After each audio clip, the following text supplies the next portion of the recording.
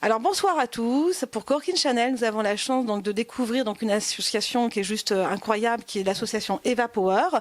Et à mes côtés, j'ai Rachida, qui est donc actrice et auteure et qui a participé justement à ce shooting. Bonsoir. Oui, bonsoir. Oui, j'ai participé, puis c'est plus que participer, c'est un honneur, j'ai joué. Et j'espère que ces actions qui se sont passées ici avec un collectif juste extraordinaire vont essayer de faire bouger les choses, parce qu'il est peut-être temps de s'alarmer sur la vraie réalité, où une femme sur trois tombe sous les coups de son mari, et c'est affligeant. Nous on a fait tout un travail aujourd'hui sous une très bonne ambiance, sous l'humour, mais j'espère que tout ça va aura un véritable impact sur cette réalité malheureuse et sinistre. Donc c'est avec une grande fierté que si j'ai pu essayer de faire quelque chose, en tout cas je suis là, enfin je me suis mobilisée. Oui, non, mais c'est clair parce que déjà il faut bien sûr remercier donc les fondatrices, qui est donc Elena, la vice-présidente donc d'Eva Power, et Samira. Donc c'est une association qui existe, je crois, depuis déjà un peu plus de 3 ans. Et il faut le dire, Rachida, oui, tu as joué un rôle juste incroyable.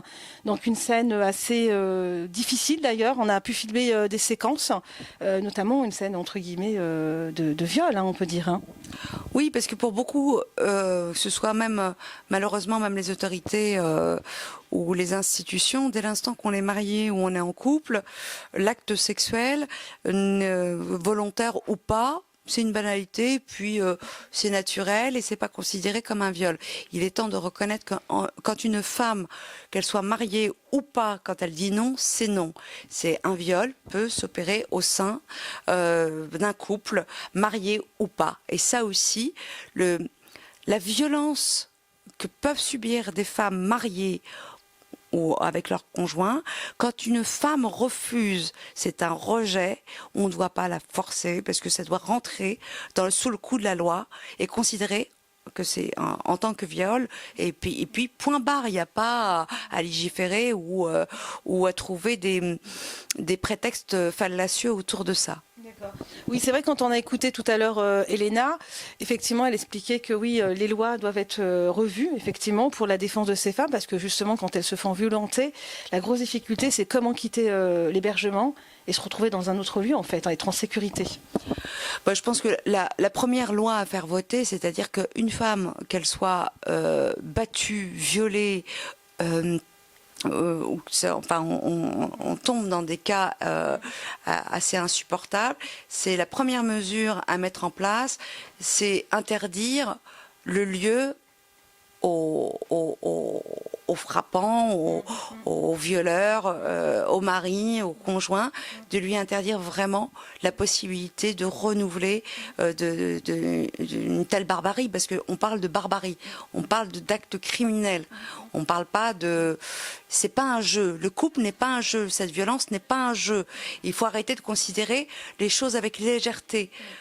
C'est des drames, c'est des actes qui peuvent s'inscrire comme des choses irréversibles, qui poussent au suicide, qui poussent au meurtre, qui isolent les enfants, qui créent des dégâts irrattrapables au sein d'une cellule familiale. Il faut penser aux enfants.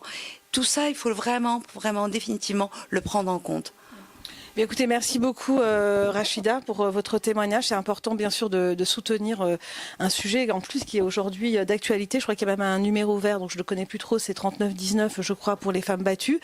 Et bien sûr de soutenir encore une fois l'association Eva Power. C'est vrai que tout à l'heure on a fait des photos qui étaient juste incroyables. Plusieurs scénarios mobilisés. Oui, tout le monde a mis gentiment la main à la pâte, avec spontanéité, avec chacun avec leur implication à titre personnel ou pas, mais ça a été absolument une journée extraordinaire et je vous en remercie. Merci beaucoup Rachida, c'était donc pour l'association Eva Power en direct de Corkin Channel.